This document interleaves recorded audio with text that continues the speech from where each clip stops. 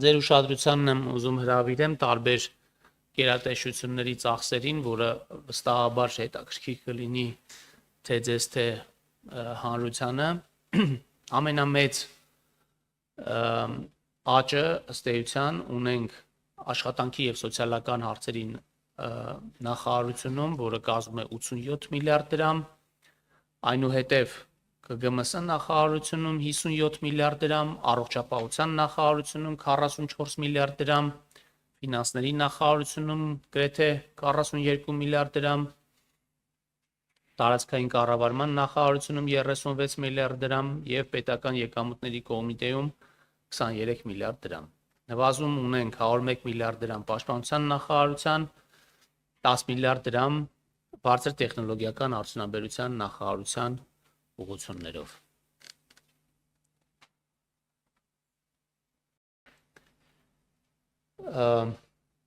Այլ եկամուտները 26 թվականին կկազմեն 97.7 միլիարդ դրամ, իսկ պաշտոնական դրամաշնորհները 20.5 միլիարդ դրամ։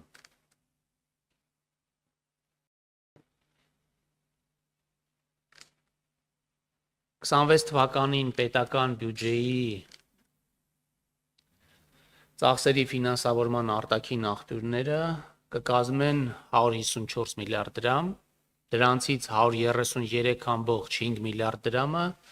կկազմեն վարկային միջոցները, իսկ 20.5 միլիարդ դրամը կկազմի դրամաշնորհային միջոցները։ Կապիտալ ծախսերի կառուցվածքը ըստ ֆինանսավորման աղբյուրների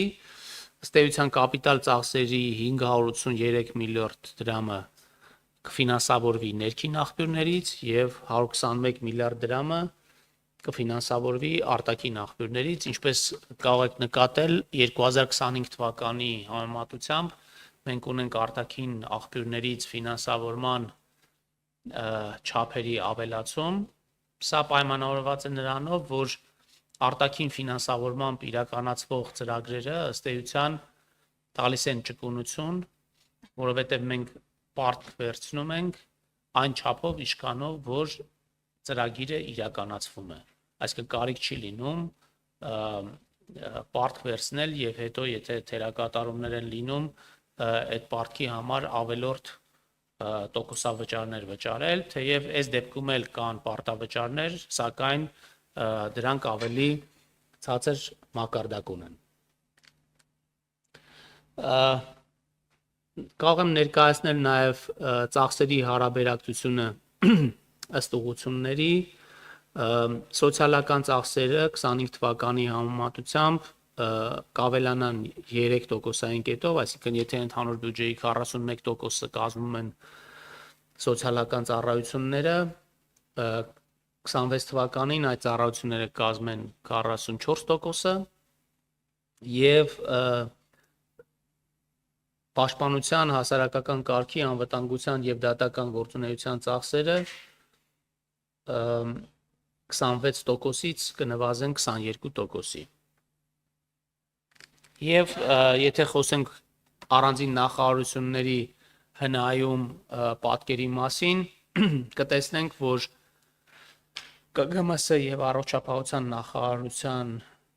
մոտ 0.2%-ային կետով ավելացում ունենք հնայում ծախսերի եւ նվազում ունենք պաշտպանության նախարարության էկոնոմիկայի եւ բարձր տեխնոլոգիաների ոլորտում, որոնք 0.1%-ային կետով են։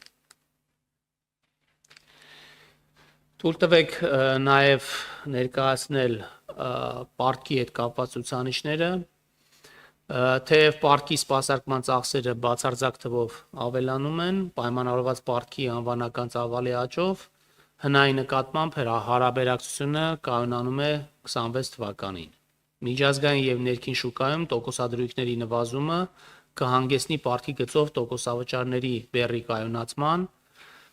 տոկոսավճարների մեծությունը հաշվարկվել է նաև հաշվի առնելով փոխարժեքի գծով որոշակի ռիսկեր,